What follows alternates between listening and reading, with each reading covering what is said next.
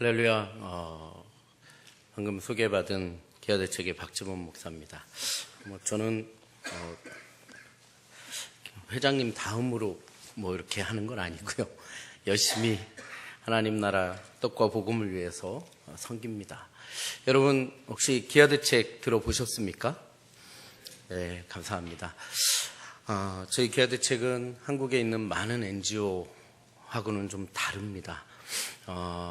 많은 NGO처럼 아이들에게 떡을 나눠주고 학교를 갈 수 있게 해주고 또 여러 가지 환경을 만들어주는 것, 그 일은 당연히 하죠. 하지만 그 일과 함께 가장 중요한 예수 그리스도의 복음을 전하는 국제적인 선교단체입니다. 많은 단체들이 아이들 떡 먹이는 일들은 많이 하지만 사실 복음을 전하는 일들을 하기가 어렵기 때문에 잘 하지 않고 있습니다. 저희 기아대책은 전 세계 지금 55개국 정도의 530명 정도의 선교사님을 파송해서 떡과 함께 복음을 전함으로 말미암아서 재난지역, 또 빈곤지역, 또 여러 가지 질병과 여러 가지 어려움 때문에 고통당하는 아이들의 영적, 육적 생명을 살려가는 그러한 일들을 하고 있습니다. 오늘 특별히 장충대학교의 설립 기념을 하는 이 주일날 정말 전 세계에 이런 고통받는 아이들을 품고 기도하고 섬기는 그런 생명과 나눔의 선교 주일을 허락하신 하나님께 영광을 돌리고요. 또 우리 박신영 목사님 그리고 장로님들, 당회원들 그리고 모든 성도분들께 기아대책을 대표해서 감사의 인사를 전합니다. 저는 사실은 기아대책에서 한 15년 일하고 있는데요. 한 10년 넘게 전 세계 해외 긴급고 팀장으로 전 세계 정말 분쟁 지역 또 재난 지역에 다니면서 일을 긴급고 사역을 했습니다. 사실 그때마다 정말 묵묵하게 오셔가지고 그 죽음의 골짜기에서 죽어가는 생명을 살리는 그 일을 같이 해주신 분이 계신데 사실 그분이 제가 상당히 존경하는 우리 박신영 목사님의 사모님인 주이숙 사모님이세요. 아이들을 케어하고 치료하고 할 뿐만 아니라 이 긴급고 대원들의 밥까지 다 챙겨주시면서 정말 그렇게 열심으로 섬겨주셨는데 제가 이렇게 존경하는 두 분의 섬기는 교회에 와서 이렇게 하나님 말씀을 나눌 수 있는 게 정말 영광인 것 같습니다. 여러분 제가 말씀을 전하기 전에 한 가지 좀 질문을 드리겠습니다. 올해가 시작한 지가 엊그제 같은데 벌써 오늘이 9월의 마지막 주일입니다. 참 빨리 갔죠. 예, 추석 지나고 참 빨리 갔습니다. 여러분 올해 시작할 때 어떤 마음이셨어요? 새로운 기도 제목, 비전, 목표, 꿈들을 가지고 아마 시작을 하셨을 겁니다. 근데 어떻게 하다 보니까 그런 어떤 목표나 비전이나 기도의 제목들 생각할 겨를도 없이 시간이 막 지나가 버렸어요. 네. 참 그렇습니다. 도대체 무엇이 그렇게 소중하고 무엇이 그렇게 중요하길래 시간 가는 줄도 모르고 이렇게 열심히 달려오고 있나 이런 생각을 해보게 됩니다. 사랑하는 성도 여러분, 오늘 여러분들에게 있어서 나에게 있어서 가장 소중한 게 있다면 여러분 소중한 가치가 있다면 그것이 무엇이라고 생각을 하십니까? 여러분 어떤 사람은 세상에서 가장 소중한 것, 소중한 가치가 무엇이냐? 바로 사랑하는 사람들, 사랑하는 가족, 아내, 남편, 자녀들. 이 사랑하는 사람들이 나에게 있어서 가장 소중한 것 같다. 이렇게 생각하는 분들도 있을 겁니다. 또 어떤 사람은 실질적으로 너무 현실적이어서 돈이 세상에서 가장 소중하다고 그렇게 생각하는 사람들도 있을 거예요. 여러분 최근에 한 2년 전에 중고등학생들을 대상으로 어느 기관에서 우리가 인생을 살면서 가장 중요하다고 이 삶을 살면서 중요한 영향을 미치는 게 어떤 거겠냐 이렇게 질문을 했다고 합니다. 근데 놀랍게도요. 중학생들은 2위가 돈이었고요. 고등학생은 1위가 돈이었답니다. 중고등학생 말할 거 없이 여러분 한 2-3달 전에 텔레비 명견 말리라고 하는 프로가 있어요. 좋은 연사들 나와서 강의하는 그 명견만리에서 같이 방송사하고 설문조사라는 게 있습니다. 그게 뭐냐? 한국 대학생들, 일본 대학생들, 그리고 미국 대학생들, 그리고 유럽의 영국인가 어디 대학생 해서 그 대학교 학교 캠퍼스에 가가지고요, 스티커로 붙이는 그 설문조사를 했다는 거예요. 당신이 인생을 살아가면서 가장 영향력을 미치는 것, 무엇이라고 생각하냐? 근데 미국이나 일본 대학생들이 가장 많이 스티커를 붙인 칸이 뭐냐? 성실함, 열정, 이것이 가장 소중한 것 같다, 중요한 것 같다 이랬답니다. 근데 유독 한국 대학생들이 제일 많이 붙인 칸이 있습니다. 여러분 뭘까요? 보셨는지 모르겠지만 부모님의 배경과 재력이라고 했답니다. 좀 안타깝습니다. 너무 현실적이죠. 어쨌든 여러분, 우리가 살아가다 보면 돈이 필요하고 돈이 중요하기 때문에 돈이 소중하다고 생각하는 사람들도 반드시 있어요. 여러분, 또 어떤 경우는 나는 지금 살면서 힘들고 어렵지만, 먹고 사는 게 어렵지만, 그래도 나의 심장을 뛰게 하는 무엇? 바로 꿈. 그래, 그 꿈이 나에게 있어서 가장 소중하다, 그렇게 생각하는 사람들이 있어요. 그렇습니다. 여러분, 참 많은 소중한 것들이 있는데 과연 우리 사랑하는 성도 여러분, 여러분들은 과연 나에게 있어서 가장 소중한 게 있다면 무엇이라고 생각을 하십니까? 저는 누가 제게 소중한 그것이 무엇이냐고 묻는다 그러면 떠오르는 장면들이 있습니다. 제가 아까 말씀드린 것처럼 제가 한 10년 넘게 기아대책 긴급구호 팀장으로 정말 재난지역, 분쟁지역 참 많이 다녔습니다. 여러분, 어제 아침에 인도네시아 슬라웨시에서 지진이 나서 쓰나미가 났죠. 한 300~400명 지금 죽었다고 그러는데, 여러분 2004년 인도네시아 쓰나미 기억하십니까? 여러분, 순식간에 전 세계적으로 23만 명에서 27만 명이 죽었어요. 저는요, 살아있는 사람보다 죽은 사람이 더 많은 그런 현장에 참 수도 없이 가봤습니다. 여러분, 한 번은 아프리카 모잠비크라는 데를 갔습니다. 여러분, 모잠비크 어디 있는지 아세요? 저 아프리카 최남단 남아프리카 공화국 오른쪽에 붙어 있습니다. 한국에서 가려면 비행기만 한 20시간 가까이 타요. 제가 대학생들을 데리고 학교 건축공사하러 갔었습니다. 한국에서 정말 여러 차례 갈아타서 갔는데 저녁 때 됐는데 너무 힘들어서 오리엔테이션하고 일찍 채웠어요. 그리고 그 다음날 아침에 일찍 일어나서 캠프를 좀 돌아보기 위해서 이렇게 일어나서 캠프 앞마당을 나왔는데, 어떤 아줌마가, 엄마가 땀을 삘삘 흘리면서 다가오는 거예요. 그게 무슨 일인가 봤더니 애를 하나 이렇게 옆에 들쳐, 뒤로 옆으로 이렇게 하죠. 애를 하나 들쳐 업고 이렇게 왔는데 애가 고개가 꺾여 있는 거예요. 의식이 없는지 있는지 축 늘어져가지고 그런 애를 땀을 삘삘 흘리면서 데리고 온 거예요. 안고 온 거예요. 그래서 무슨 일인가 봤더니 이 엄마가 어떻게 알았는지, 저희가 어제 저녁에 도착했는데 한국에서 의사가 왔다는 얘기를 듣고 새벽같이 일어나서 2시간 가까이를 걸어서 자기 죽어가는 딸을 살리겠다고 찾아온 겁니다. 제가 깜짝 놀라서 의사 선생님을 불렀습니다. 의사 선생님이 나오셨어요. 와가지고 이렇게 뉘어놓고 봅니다. 한참을 보는데 이 엄마가 그 의사 선생님을 뚫어져라 쳐다보는 거예요. 근데 의사 선생님이 한참을 보더니 고개를 절레절레 흔드시는 거예요. 더 이상 가망이 없을 것 같다는 거예요.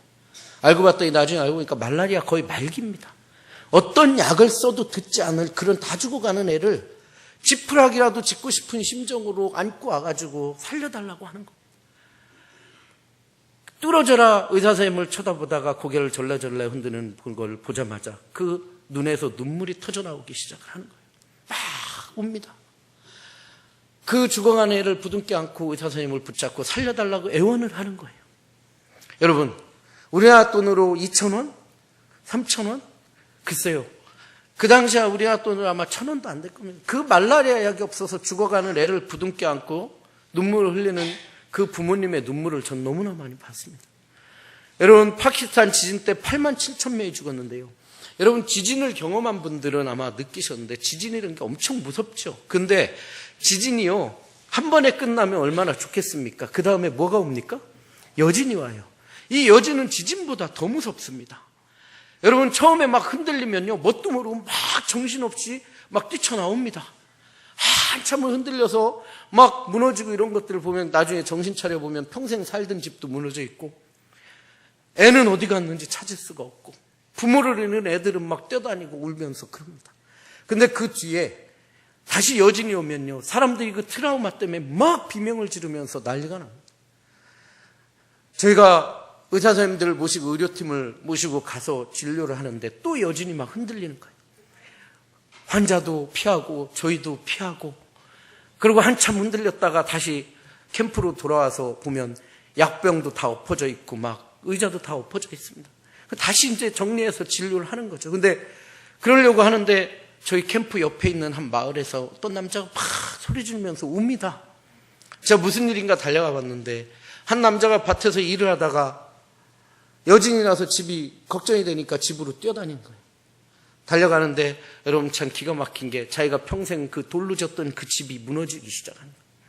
근데 더 기가 막힌 건 그 집에 아들내미가 하나 있는데 그 아들이 살려고 뛰쳐나오자마자 무너진 거예요. 가까이 가니까요, 손만 나와 있어요. 손만. 그 아버지가 이 손을 붙잡고 끄집어 내려니까 끄집어 나옵니까? 동네 사람들이 와서 막 돌을 치우기 시작하는데 돌을 하나하나 치우다 보니까 머리가 깨져서 피가 난자한 거예요. 이미 죽어버린 거예요. 그러니까 이 아버지가 그 자리에 투석 주저앉아서 그 얼굴에 손을 비벼가면서 막 절규하는 겁니다. 여러분, 저는 그런 많은 지역에 다니면서 많은 체험을 하면서 느낀 게 있어요. 목사로서 한 인간으로서 세상에서 가장 소중한 게 무엇일까? 여러분, 돈도 소중하고 사랑하는 가족도 소중하고 꿈도 소중해요. 근데 그 모든 것은 우리에게 생명이 있을 때만이 가치가 있다는 거예요. 여러분, 오늘 내게 생명이 떠난다면 내가 그렇게 소중하게 생각한 그 가치가 나하고 무슨 의미가 있겠습니까? 그죠? 근데 여러분, 제가 여러분들에게 세상에서 가장 소중한 게 뭘까요? 여쭤봤을 때 생명에 대해서 생각한 분들은 많지 않을 거예요. 왜? 생명은 이미 우리에게 너무나 당연하게 가지고 있고 자연스럽게 누리고 있는 거예요. 그래서 우리가 너무나 자연스럽게 누리고 있는 이 생명 이상의 가치를 우리가 생각을 했을 거랍니다.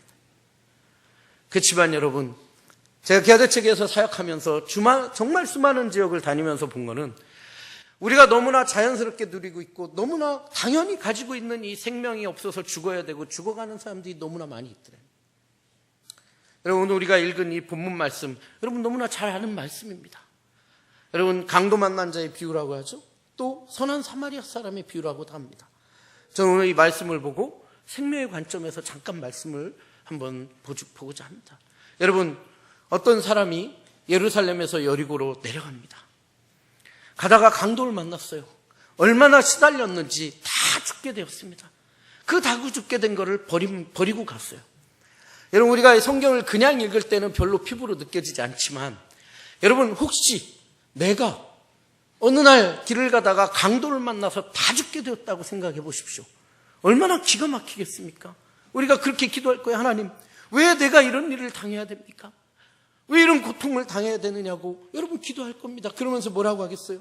하나님, 누구라도 이 자리를 좀 보내주셔서 나를 발견해서 나를 살게 해주세요. 그렇게 할 거예요. 그죠? 여러분, 지금 그 상황이 이 예수님이 말씀하시는 상황이에요. 근데 이 자리에 예수님이 세 사람의 등장인물을 우리에게 보여주세요. 이 말씀은 실제 있었던 사건이 아니라 비유의 말씀입니다. 어쩌면 비유의 말씀이 실제 사건보다 더 의미 있는 말씀들이 많이 있습니다. 여러분, 첫 번째 누가 지나갑니까? 여러분, 누가 지나갔죠? 자, 제사장이 지나갔어요. 그 다음에 두 번째는 누굽니까? 레위인이 지나갔어요. 여러분, 이 당시에 제사장과 레위인은 어떤 사람입니까? 하나님께서 구별하고 구분한 이스라엘 민족 중에 특별히 12지파 가운데 또 구분해서 레위 족속을 세우시고 하나님의 예배를 위해서, 제사를 위해서, 하나님의 의를 위해서 쓰는 그 사람들이 바로 제사장과 레위인이에요. 어쩌면 종교적인 뿐만 아니라 사회적으로, 정치적으로까지 영향력 있고 존경받던 사람입니다. 여러분, 이 이스라엘 당시에 예수님이 활동하시던 당시에 이스라엘 민족들이 예수님한테 많이 혼나요. 왜? 회칠한 무덤, 외식하는 자라고 혼납니다. 그럼에도 불구하고 이 당시에 이스라엘 민족한테 우리가 배워야 될 점이 있다면 그게 뭔지 아십니까? 이 이스라엘 민족은요, 어느 곳에 있든지 무엇을 하든지 나는 하나님의 택한 백성이요, 하나님의 선택받은 하나님의 족속이라고 하는 그 영적 자부심이 충만한 사람들이었다는 겁니다. 여러분, 우리가 21세기 이 세상을 살아가면서, 우리가 그리스도인으로 살아가면서 얼마나 영적 자존감을 가지고 살아가느냐. 하나님은 우리에게 빛과 소금이 되라고 하셨는데, 여러분, 우리가 영적 자존감이 없으면 어떻게 빛이 되고 소금의 역할을 감당하겠냐는 거예요. 사랑하는 성도 여러분, 바라기는 여러분 어느 곳에 있든지 무엇을 하든지 우리는 하나님으로부터 택함 받은 백성이요 예수 그리스도로 말미암아 구원받은 영혼이라고 하는 영적 자존감이 여러분께 충만하기를 주님의 이름으로 축복을 드립니다. 그래요. 여러분, 그렇게 여러분 자존감이 충만했던 사람들, 그래서 더 기대가 높고 존경받았던 사람들인데 오늘 무슨 연유인지 이 강도 만난 자를 보고 피해갑니다. 물론 우리 추론할 수 있어요. 율법적으로. 예. 근데 그렇습니다. 근데 세 번째 인물이 있습니다. 누굽니까? 사마리아 사람. 여러분, 이 사마리아 사람은 여러분 이 당시에 어떤 취급을 받은지 아실 겁니다. 이방인보다도 더 취급을 못 받았어요. 이스라엘 민족이 범죄했을 때 하나님께서 시리아 아수르를 들어가지고 막대기로 치시면서 그들의 고대 근동의 식민정책에 의해서 피를 섞는 작업을, 민족을 말살하는 작업 때문에 이스라엘 민족 가운데 피가 섞였던 그 땅이 사마리아 땅입니다. 근데 오늘 예수님께서 이 사마리아 사람을 들어서 한 죽어가는 영혼을 살리시는 것을 보여주시고 계시다는 거예요. 마치 우리가 범죄에서 예수 그리스도로 말미암아 구원받지 못했을 때 그 범죄한 모습에 우리 같은 사람을 들어서 한 영혼을 살리시는 거예요. 자, 여러분 33절 봅시다. 거기에 뭐라고 써 있습니까? 어떤 사마리아 사람은 여행하던 중 거기 이르러 그를 보고 어떻게 여겼다고요? 불쌍히 여겼다. 여러분, 이 말씀은 비유로 말씀하고 계신데 예수님이 말씀하시는 거예요. 이 죽어가는 한 사람의 영혼에 대해서 불쌍히 여기는 마음은 비단 사마리아 사람의 마음이 아니라 그 죽어가는 영혼을 바라보시는 아버지 하나님의 마음이고 예수 그리스도의 심장인 줄을 여러분 믿으시기 바랍니다. 여러분, 우리가 가을 되면 교회에서 여러분 전도 축제, VIP 축제, 새생명 축제 하면서 전도법을 막 하고 전도 열심히 전도하라고 그래요. 고구마 전도왕, 진돗개 전도왕 그런 분들 데려다가 전도 집회도 합니다. 근데 우리가 알아야 될 게 뭔지 아십니까? 우리가 아무리 교회에서 전도를 강조할지라도 내 마음 가운데 죽어가는 한 영혼에 대해서 불쌍한 마음이 품어지지 않으면 전도할 수 없다는 거예요. 그렇습니다. 여러분, 전도 대상자는 대상자고, 학교, 여러분, 친구는 친구고, 직장 동료는 동료고, 친구 엄마는 여러분, 자녀의 친구 엄마는 친구 엄마입니까? 아니라는 거예요. 오늘 하나님께서는 여러분들과 관계 맺어준 사람들을 여러분을 통해서 구원하시길 원하시고 계시다는 거예요. 믿으십니까? 그렇습니다. 사랑하는 성도 여러분, 바라기는 여러분 집에 가서서 한번 기도하십시오. 주무시기 전에 기도해요. 하나님, 아직도 내 주변에 예수 그리스도를 믿지 않는 영혼이 있습니까? 그 영혼을 내게 보여달라고 기도하십시오. 그리고 여러분 그 사람이 여러분 떠오르면 다시 한번 기도하세요. 하나님, 그 영혼을 불쌍히 여기는 마음을 달라고 기도하십시오. 그저 죽어가는 영혼에 대해 우리가 여러분 그 영적인 눈을 떠서 그 영혼을 불쌍히 여기는 마음을 품어야 되는 거예요. 그럴 때 하나님께서 그 마음을 통해서 그 사람을 구원하는 역사를 이루어 가시는 겁니다. 여러분, 그리고 두 번째, 여러분 어떻게 했습니까? 불쌍한 영혼 그저 불쌍히 여기고 만 게 아니라요. 34절에 가면 뭐라고 했습니까? 가까이 갔습니다. 여러분, 그렇습니다. 하나님, 우리가 그 주변에 아직도 예수 믿지 않고 죽어가는 영혼이 있으면 가까이 가길 원하시는 거예요. 여러분, 선교사님들이 왜 문화가 다르고 언어가 다르고 삶의 방법이 다른데 왜 그곳에 가게 하셨습니까? 그 영혼이 불쌍해서, 그리고 가지 않으면 그 마음이 뜨거워서 어쩔 줄 몰라서 하나님이 그를 그곳에 보내시는 거예요. 여러분, 복음 들고 산을 넘는 자들의 발걸음이 복되다 하셨습니다. 사랑하는 성도 여러분, 여러분들이 발길이 예수 그리스도의 복음을 통해 복된 발걸음이 되시기를 주님의 이름으로 축원을 드립니다. 여러분, 세 번째, 그저 그렇게 가서 그 만 것이 아니라 가서 보니 그가 상처를 입어서 자기가 가지고 있는 여러분 기름과 포도주를 그 상처에 빚고 싸매주는 그러한 일들을 합니다. 여러분, 이 사람은요, 어느 날 집에서 일어나서 아침에 대문을 열어보니까 강도 만난 자가 대문 옆에 쓰러져 있던 게 아니에요. 누굽니까? 바로 여행하던 사람에게, 이 당시에 여행하던 사람에게 갖고 있는 여러분 기름과 포도주는 전 재산과 같은 겁니다. 여러분 그것을 여러분 그 상처에 붓고 싸매는 거예요. 이게 무슨 얘기입니까? 여러분 기독교의 역사는요, 기독교의 역사는 헌신과 희생과 섬김의 역사였다는 거예요. 수많은 믿음의 선진들의 희생과 섬김을 통해서, 수많은 순교자들의 피와 기도와 눈물을 통해서 그 복음이 우리한테 들어왔고, 오늘 하나님께서는 우리를 통해서 또 면면이 흘러가길 원하시고 계시다는 거예요. 여러분 그렇습니다. 여러분 하나님은 오늘 우리가 하나님의 복음을 전하길 원하고, 그들을 섬길 때 그저 섬기는 것이 아니라 우리의 시간을 드리고 물질을 드리고 우리의 무릎을 꿇어서 하나님 앞에 나아가길 원하는, 우리의 자존심을 꺾기를 원하시는 분이 하나님이시라는 거예요. 그것을 옥합처럼 깨서 하나님께서 하나님의 귀한 사역에 쓰길 원하시는 겁니다. 여러분 네 번째, 그 사람이 그렇게 치료하고 그냥 간 것이 아니라 자기 나귀에 태워서 어디로 갑니까? 주막으로 인도해요. 여러분 누가 여러분들에게 여러분 인생의 주막, 영혼의 안식처가 어디냐고 물어보면 여러분 어디라고 얘기하시겠어요? 여러분 인생의 주막, 인생의 안식처가 어디입니까? 이 광야 같은 세상을 살아가는, 출애굽에서 저 천국 가나안을 가는 이 노정에 있는 우리의 삶에 여러분 인생의 안식처가 어디예요? 여러분 누가 여러분들에게 물으면 우리의 인생의 안식처, 영혼의 주막은 바로 이 장충당 교회가, 이 장충당 교회가 하나님이 이 땅에서 주신 인생의 안식처의 영혼의 주막을 하고 고백해야 될 줄 믿으시기 바랍니다. 왜요? 여러분 세상에서 치유받지 못한 그 아픔들이 장충당 교회에 오니 이 사랑의 공동체에서 회복되고 치유되는 역사가 일어나더라고 하는 고백이 여러분들의 간증이 되길 원합니다. 여러분 세상에서 해결되지 못한 그 갈증이 장충당 교회에 와서 하나님의 배에서, 예수 그리스도의 배에서 흘러나는 그 생수를 통해서 해결되는 역사가 일어나더라는 고백이 여러분들의 간증이 되기를 소망합니다. 그렇습니다. 여러분 오늘의 스토리는 그렇게 진행이 되는 겁니다. 여러분 그런데 이 말씀은 25절부터 시작하지만 강도 만난 이 이야기는 30절부터 시작해서 예수님이 비유로 말씀하시는 거예요. 여러분 강도 만나는 게 무엇입니까? 여러분 어찌 보면 우리가 인생을 살면서요 한 번도 강도 한 번 안 만나고 살아가는 것, 이것이 하나님의 놀라운 축복인 줄 여러분 믿으십니까? 그렇습니다. 여러분 강도 만난다는 게 뭐예요? 강도 만난다는 거는요, 어느 날 내 의지와 상관없이 내 생명을 앗아가고 내 물질을 앗아가는 것이 강도 만나는 거 아니겠어요? 그렇습니다. 여러분 오늘은 주일이고 바쁘고 오후 예배에 찬양, 이 소울싱어즈라고 하는 찬양단도 오니까 예배드리다 보면 바빠서 오늘은 강도를 못 만날 것 같아요. 그죠? 그래서 내일쯤 만나야지 해서 내일 12시에 저 밑에 은행 앞에 가서 내일 만나야지 하고 적어 놓으시고, 여러분 내일 12시에 은행 앞에 가서 좀 강도 좀 기다려 보세요. 여러분 만나집니까? 그죠? 그겁니다. 내 의지와 상관없는 거예요.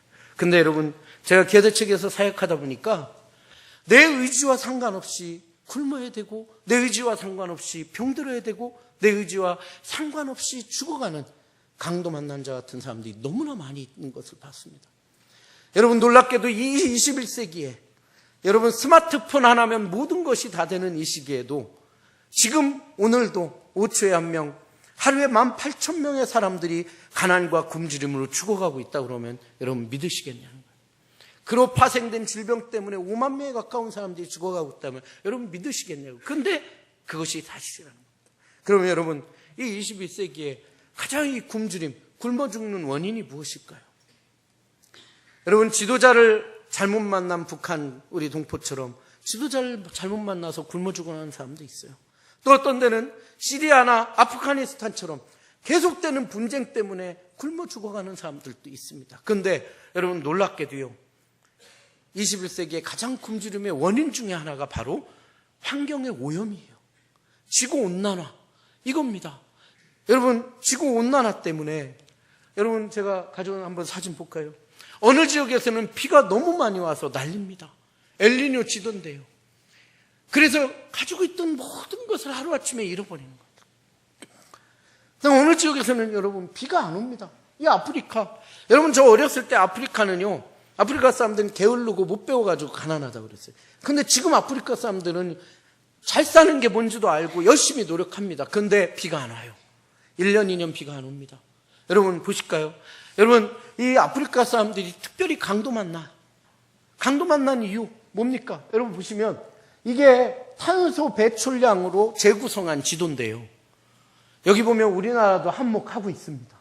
중국, 미국, 일본 이런 나라들이 우리가 좀 더 따뜻하게 지내고 윤택한 삶을 위해서 뿜어내는 매연들이요, 공장 하나 없는 아프리카 사람들을 죽이고 있더란 얘기예요.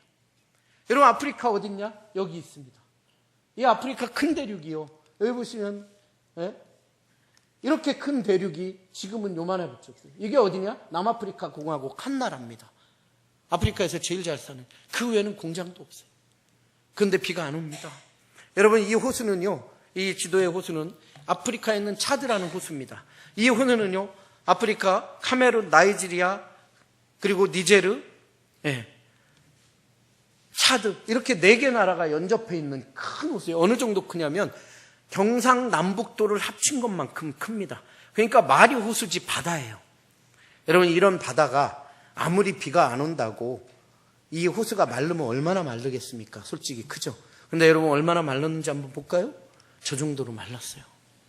다 마르고 부산만큼만 남았어. 그러면 여러분 이 호수를 젖줄로 삼았던 수천만 명의 사람들은 어떻게 되겠습니까? 죽어야 되는 거예요. 비가 안 오면 죽어야 됩니다. 누가 그럽니다. 우물 하나 파면 된다. 예, 맞아요. 우물 하나 파면 됩니다. 근데 아프리카에서 우물 하나 파는데 500만 원, 1000만 원, 1500만 원 들어요. 근데 여기 사는 사람들이 대부분이 어떤 사람이냐? 하루에 먹고 자고 입는 걸 다 합쳐도 하루에 1000원도 안 되는 돈으로 살아가는 사람들이에요. 그러니까 자기 힘으로는 우물을 팔 수가 없는 거예요. 여러분 굶어 죽는다는 게 제가 여기서 일해보니까 별거 아닙니다. 비가 안 와요. 그러면 농사를 못 져요. 그럼 뭐가 안 나옵니까? 식량이 없죠. 여러분 사람이 식량이 없어서 계속 못 먹어요. 그러면 뭐가 떨어집니까? 여러분 사람이 계속 못 먹으면 뭐가 떨어져요? 예, 제가 대학교에서 아이들을 가르치는 대학교 2학년 여학생이 사람이 계속 못 먹으면 뭐가 떨어지냐니까 당이 떨어진대. 당이 아니고 당도 떨어지겠죠. 근데 면역력이 떨어지는 거예요. 면역력이 파괴되는 거예요. 그러면 여러분 아주 작은 바이러스에도 죽는 겁니다. 설사병에도 죽고 피부병에도 죽고 여러분 죽어요. 그렇습니다. 여러분 그러다 보니까 기아의 2단계, 3단계예요. 이 정도 되면은 기아 3단계인데요. 이 아이가 방금 보신 그 아프리카 니제르 차드 호숫가에서 발견된 아이예요. 유엔에서 발견해서 응급조치했는데 안타깝게 이 사진 찍고 이틀 만에 죽었습니다. 아무리 약을 투입해도 살 수가 없는 거예요. 기가 막히죠. 그렇습니다. 그러니 여러분 물이 없어서 물을 구하러 가는데 여러분 멀리 갈 필요도 없어요. 캄보디아입니다. 우기 때, 건기 때 제가 가서 찍은 사진인데 저 물 깨끗해 보입니까? 여러분 우리가 범사에 감사하라고 이제 추수감사절도 다가올 텐데요. 여러분 물이 없어서 매일같이 5,000명, 6,000명씩 죽습니다. 오염된 물을 마시고 매일같이 5,000명씩 죽습니다. 한 10,000명 정도가 물이 없어서 죽습니다. 여러분 비가 오는 게 하나님의 축복이고 물을 마실 수 있는 게 하나님의 은혜인 줄 믿으세요. 정말 그렇습니다. 여러분 그렇죠. 그러다 보니까 여러분 영양을 공급을 못 받습니다. 여러분 1년에 200만 명이 비타민을 공급받지 못해서 시력을 잃어가고 있습니다. 어느 날 갑자기 여러분 눈이 안 보인다고 생각해 보세요. 시력을 강도만 나는 거예요. 시력을 내 의지와 상관없이. 그러다 보니까 애들 학교 못 갑니다. 일터에 나가야 돼. 뭐라도 해야 먹고 살 수가 있는 거죠. 그렇습니다. 여러분 이 아이의 눈을 보십시오. 우리 아이들 눈은요 엄마 아빠의 기대감으로 꽉 차 있죠. 근데 여러분 이 아이의 눈 보세요. 아무런 희망이 없어. 언제 죽을지 모르는 두려움 때문에. 여러분 이 아이를 발견하기 전에 형이 굶어 죽었어요. 이 아이 발견한 다음에 응급처치한 다음에 네 소원이 뭐냐고 물어봤더니 얘가 뭐라는 줄 아십니까? 어느 날 한 번이라도 배부르게 먹는 거? 아니 어느 날 한 번이라도 배부르게 먹고 죽는 게 소원이에요. 얘네들이 여러분 뭘 먹고 사는 줄 아세요? 한번 보실까요? 예, 음향 좀 넣어주세요. 수도 외곽의 한 쓰레기 매립지.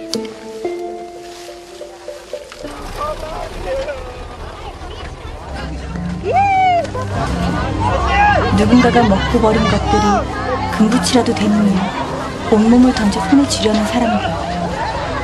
어른 아이 할 것 없이 악취가 진동하는 쓰레기 한 줌에 아귀 다툼을 하는 모습. 두 눈을 의심할 수밖에 없는 광경. 사람들이 쓰레기 더미에서 찾은 것은 다름 아닌 비스킷 부스러기. 이 비스킷 한 줌에 이웃들과 주먹다짐까지 오가는 그들의 눈빛은 살기 위한 절박한 소리였었습니다. 굶주림에 지쳐 먹잇감 앞에 맹수가 된 이들의 처절한 몸부림을 그 누가 비난할 수 있을까요? 한 살배기 아들에게 쓰레기 과자를 주워 먹여야 하는 엄마와 땅에 떨어진 비스킷 부스러기를 쉼없이 입에 넣는 아이들.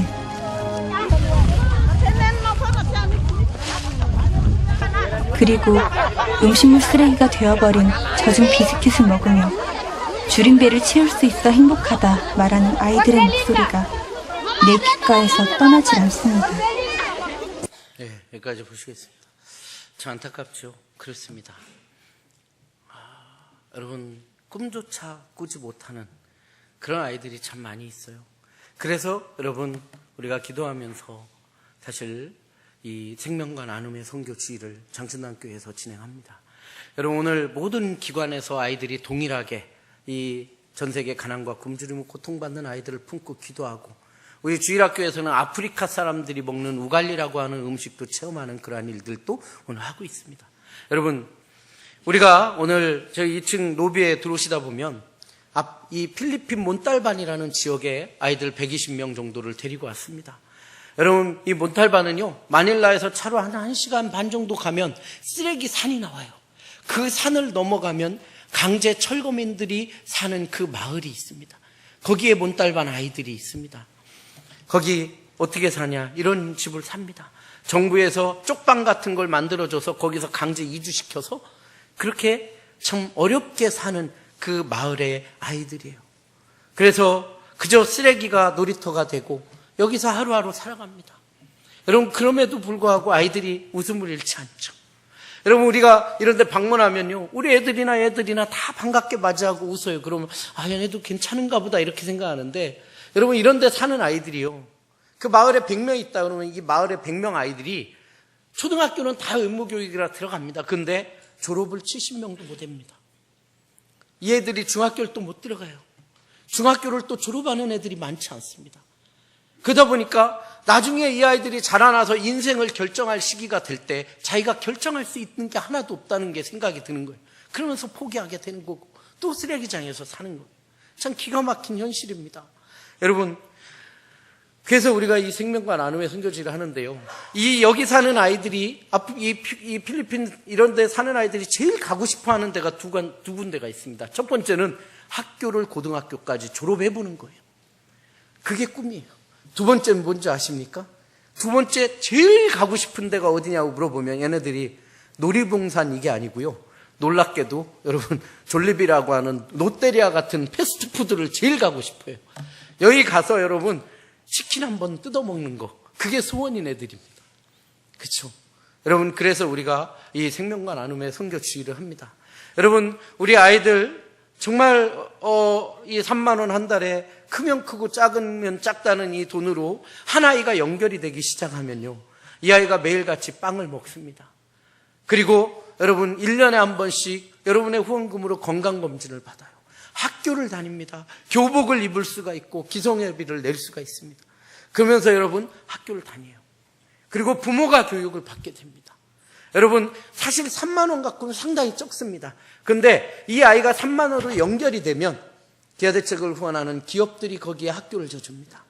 기아대책이 후원하는 많은 기업들이 아이들이 더 필요한 것들을 채워서 그 지역이 변화될 수 있도록 만들어주는 그 마중물 역할을 우리 장춘단교회가 하시게 되는 거예요. 그래서 여러분, 그렇게 합니다. 그리고 더 중요한 것은 선교사님들을 통해서 예수 그리스도를 만난다는 겁니다. 그래서 단순히 육적으로 성장하는 것이 아니라 영적으로 변화되고 우리도 하나님이 사랑하는 존재고 사랑하는 영혼이라는 것을 깨닫게 만들어주는 것, 그래서 그 안에서 새로운 비전을 갖게 해주는 것이 바로 이 기아대책의 CDP 프로그램이라는 겁니다. 여러분, 저는 아이를 많이 늦게 낳아서, 제가 아이를 좀 늦게 낳은 다음에 하나님께 감사해서 애를 하나 저도 결혼을 했어요. 공교롭게도 여러분, 우리 장충단교회가 결연하는 그 지역이 저의 딸이 사는 그 셀기 마을을 넘어갑니다. 그래서 제 딸이 사는 마을을 소개해드리고 말씀을 좀 마치도록 하겠습니다. 여러분, 저기 보시면 옛날 우리 난지도처럼 산이 있죠. 이게 다 쓰레기 산이에요. 아까 그 아프리카 같은 쓰레기 산입니다. 여러분, 여기가 한 7, 8년 전에 해외 토핑에 나왔는데 왜 유명해졌냐? 저기 보시면 저 꼭대기에 사람들이 있죠. 여기 쓰레기 차가 오는 시간이면 저 꼭대기까지 막 차가 올라갑니다. 막 올라가는데, 그러면 아까 영상에서 보신 것처럼 수많은 사람이 서로 쓰레기를 주스려고 막 쫓아 올라가는 거예요. 근데 여러분, 여기에 18년 전에 그러는 상황에서 쓰레기산이 무너져서 300명이 깔려 죽었어요. 그래서 해외 토픽에 나왔고 참 안타까운 지역이어서 지금은 아이들의 쓰레기를 줍지 않고 부모가 가지고 온 쓰레기를 이렇게 분류하고 이런 걸로 하루에 한 2달러, 3달러 벌고 그렇게 살아가는 그런 마을입니다. 여러분, 여기에 제가 아이를 낳고 나서 너무 감사해서 한 아이를 결연을 했어요. 누나를 만들어주기 위해서. 아이들 배고파서 학교도 못 가고 그냥 저렇게 쓰레기산에서 삽니다. 근데 제가 결연하고 아이가 너무 보고 싶어서. 여러분, 기아대책하고 기아대책을 통해서 아이를 결연하면 어떤 중요한 게 있냐? 여러분, 다른 단체들은요, 산발적으로 이 결연을 하는 경우가 사실 좀 많이 있습니다. 근데 저희는 한 마을을 정하고 그 마을을 장충단 교회 센터로 아예 세웁니다. 그리고 그 마을 아이들만 우리가 장충단 교회 성도들과 연결을 해드리는 거죠. 그리고 어떻게 합니까? 다른 단체들은 이 TV에서 홍보하는 단체들은 사실 아이들 만나러 가기가 너무 힘들어요. 어렵습니다. 근데 저희는 결연하면 다 가셔서 만날 수가 있다는 거예요. 여러분, 한번 가보십시오. 그 아이들이 어떻게 사는지 한번 내년에 우리 목사님과 결연하시고 한번 가보세요. 정말 여러분 가서 내가 내는 후원금이 어떻게 쓰이는지, 그 아이들에게 어떤 기적과 같은 선물이 되는지를 보실 수가 있습니다. 여러분, 제가 갔어요. 가서 집 앞을 갔는데 저게 집이라는 거예요. 온 사방이 쓰레기입니다. 기가 막혀요. 냄새가 나서 들어갈 수가 없는데 저길 들어가야 된다는 거예요. 근데 어떻게 합니까? 저기까지 갔는데. 그래서 들어갔더니 어른 2명 누울 만한 그 방에 엄마하고 여러분 아들하고 딸이 살아요. 아버지는 병들어서 죽고. 기가 막힌 거예요. 근데 제가 아이 옷하고 모자하고 다 사갔어요. 선교사님이 꼭 모자는 사와야 됐대. 꼭. 그래서 아니 그 왜 모자를 자꾸 사오라고 했더니 여러분 애가 머리를 다 빡빡 깎았다는 거예요. 여자아이인데. 그래서 왜 여자의 머리를 다 빡빡 깎았냐고 해서 보니까 머리가 이렇습니다. 물이 안 좋아서 머리가 막 이래요. 그래서 어쨌든 가서 아이 옷 사주고 입히고 학용품 사다 주고 그러면서 아이하고 친해졌어요. 여러분 처음에 갔는데요. 저런 모습이에요. 여러분 우리 홍보대사들 보면 홍보하는 영상 보면 홍보대사가 이렇게 멀리서 가면 애가 막 뛰어나와요. 그래서 뭐 데디 뭐 하면서 이렇게 앉거든요. 저도 그 기대감을 갖고 갔는데 애가 저를 보더니 도망가. 한국에서 시커먼 아저씨가 와서 아빠야 아빠야 하니까 도망가요. 진짜 그래요. 처음에 애들이 막 쑥스러워서요. 얼어가지고. 저 얼어있는 모습 보세요. 사진이. 그래서 이렇게 아이 이렇게 설득해가지고 꼬셔가지고 안고 사진 찍은 겁니다. 근데 여러분 제가 저 아이를 보고 돌아왔는데 눈에 밟히는 거예요. 너무 보고 싶은 거예요. 여러분 2년 후에 또 갔지 않습니까? 애가 학교를 다니기 시작해요. 여러분 아이들이 매일같이 밥을 먹고 학교를 다니고 교회를 다니고 이러면서 애가 변화됩니다. 얼굴 표정이 변화됐죠. 여러분 그렇게 만나고 와서 또 여러분 3년 있다가 또 보고 싶어서 또 갔습니다. 여러분 어떻게 됐을까요? 이렇게 변했어요. 여러분 진짜 기적 같습니다. 여러분 저는 기적이 뭐냐? 기적은요 뭐 로또에 당첨되는 게 기적이 아니에요. 기적은 내 능력으로 할 수 없는 것들이 이루어지는 게 기적이라고 저는 봅니다. 여러분 이 아이 학교 못 다녔어요. 근데 제가 부족하지만 그 3만 원 후원한 것으로 아이가 학교를 다니고 내일의 꿈을 꾸고 여러분 예수 그리스도 안에서 복음을 받아들이는 기적 같은 일들이 일어나더라는 거예요. 여러분 제가 갔을 때 이제는 6학년이 돼가지고 애가 학교를 다니면서 여러분 영어를 곧잘 합니다. 엄마는 영어를 못하는데 근데 제가 가서 물어봤어요. 헬레나 네 꿈이 뭐니? 그러고 물어봤습니다. 얘가 선생님이 꿈이라는 거예요. 근데 저는 솔직히 좀 실망했어요. 왜냐하면 여기 애들은 옛날 우리 대통령 아니면 군인 같이 간호사 아니면 선생님이 꿈이야. 다 물어보면 다 선생님이래요. 근데 제가 다시 물어봤어요. 헬레나 왜 선생님이 되려고 하니? 그랬더니 얘가 대답을 하는 게 기가 막힙니다. 뭐라는 줄 아십니까? 아빠, 저한테 데디 그래. 아빠, 저는 아빠가 저를 도와주셔서 학교를 다니게 됐잖아요.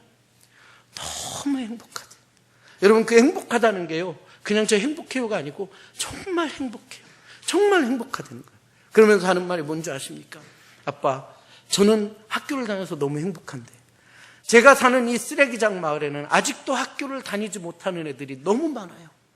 그래서 제가 열심히 공부해서 선생님이 돼서 이 아이들을 가르칠게요. 아빠가 도와주실 것처럼 선교사님이 저를 도와줬던 것처럼 저도 이 아이들을 도와주는 선생님이 될래요. 그 얘기를 하는데요, 제가 너무 감동을 받았습니다. 여러분, 이 아이를 껴안고 기도했어요. 하나님, 우리 헬레나의 꿈을 지켜달라고. 어려워도 하나님, 이 아이가 꿈을 포기하지 않도록 해달라고 기도하고 있습니다. 여러분, 아빠를 닮지 않아서 수학을 너무 잘한대. 수학 선생님이 꿈이라는 거예요. 그렇습니다. 여러분, 오늘 우리가 장춘단교회와 함께 생명과 나눔의 선교 주의를 하고 이 몬딸반의 아이들을 입양하기로 기도하면서 품고 오늘 이 주의를 보냅니다. 사랑하는 성도 여러분, 예수님께서 뭐라고 하십니까? 누가 강도 만난 자의 이웃이 되겠느냐? 자비를 베푼 자라고 대답했죠. 저는 아니라고 봅니다. 저는 이 세상에서 강도 만난 자의 이웃이 되는 것, 바로 죽어가는 생명을 살리는 것, 그리고 그 생명에 진정한 생명인, 영원한 생명인 예수 그리스도의 생명을 부어줘서 그들이 예수 그리스도 안에서 새로운 꿈과 비전으로 살아가도록 만들어주고 세워주는 것, 그것이 바로 세상에서 가장 아름다운 동행이요, 세상에서 가장 귀중한 생명을 나누는 진정한 이웃이 될 거라고 생각합니다. 바라기는 우리 장춘단교회 성도 여러분, 오늘 외면하지 마시고요, 이 아이들 품어주십시오.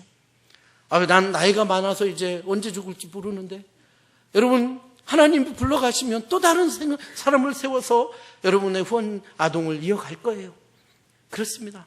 중간에 끊어지면 어떡하냐? 하나님이 세우십니다. 여러분, 딸이 필요하면 아이를 결연하시고, 아들이 필요하면 아이들, 여러분 내려가셔서 사진 보시고 다 선택할 수 있습니다. 나이도 있고요, 자녀 이름으로 결연도 가능합니다. 여러분 기도해 주시고, 여기 들어오실 때 나눠드린 회보에 이 후원신청서도 있고 그렇습니다. 이 이 회보는 가지고 가셔서 기도하시면서 한번 읽어보시고, 여러분 이 후원신청서에 여러분 작성하시고 내려가시면 우리 간사들이 다 기다리고 있으면서 후원하는 걸 안내해 드리도록 하겠습니다. 사랑하는 성도 여러분, 주님의 이름으로 불쌍히 여기는 것, 인간적인 마음이 아니라 예수 그리스도의 마음으로 품어주시고 바라봐 주시기를 부탁을 드립니다. 기도하겠습니다.